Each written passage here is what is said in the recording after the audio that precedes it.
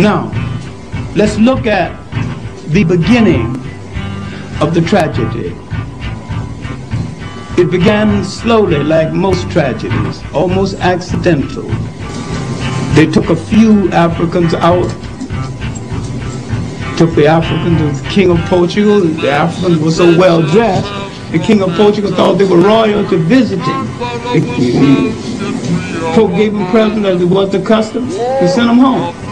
The concept of slavery had not even gotten across to his mind. So Europe was changing now. Europe had once more gained control of the Mediterranean. Now they had learned again what they had lost: longitude and latitude, how to handle ships. Now they were turning these ships into slave trading ships.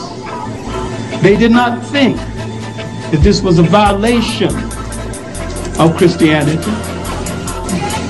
They did not think that this was a violation of Christianity. What you call black history, what you call African history, are the missing pages of world history.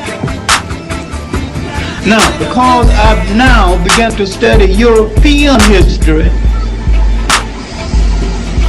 I began to understand how African history was misplaced in the history of the world.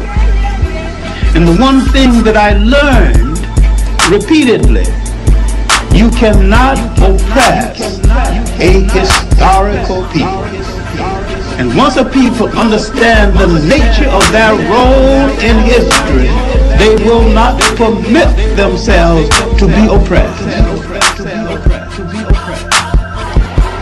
In order to oppress you, people must remove you from the respectful commentary of history. They must destroy your confidence and historical memory.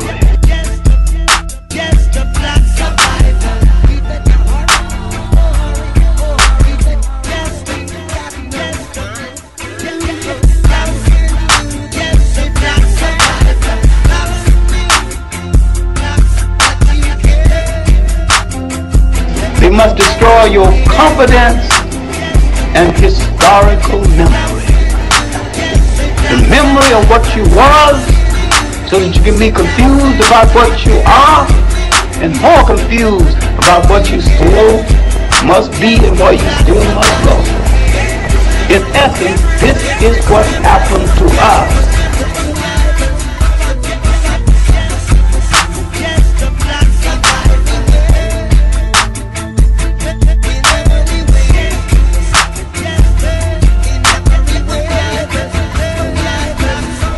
Led me around on a leash. That was different. We thought you were inferior. Now you know better. Now you know better. Now you know We, who are still technically slaves, never sit down and discuss with each other behind a closed door.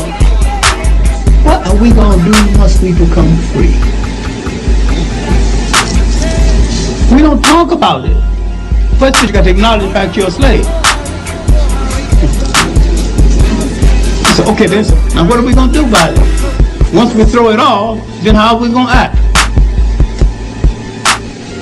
This is not a discussion among us, and it should be a discussion. But what the Portuguese and the Spaniards are talking about now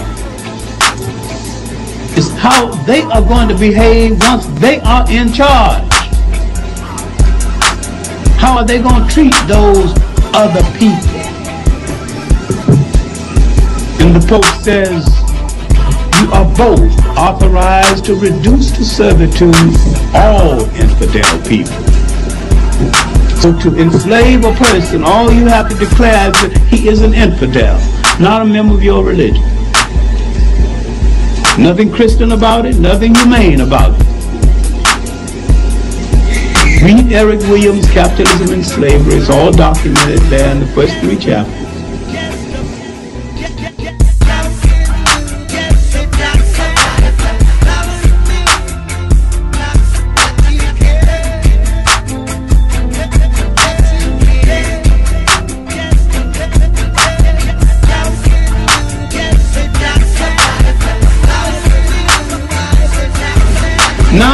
European is coming out of his mind. He has no sentimental attachment to himself. He has no sentimental attachment to the rest of the world.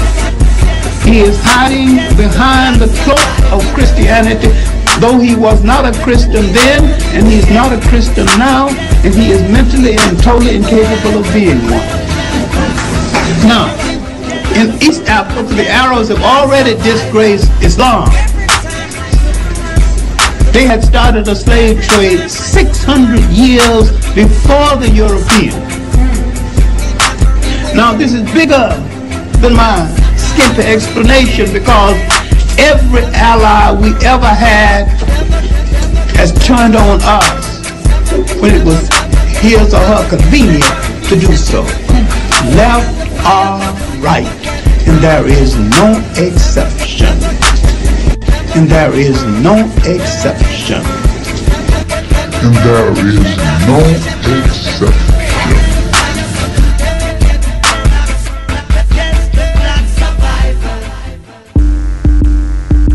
In any race of people, the most instinctively revolutionary people is the youth. Because the youth is always willing to fight. In anybody's race,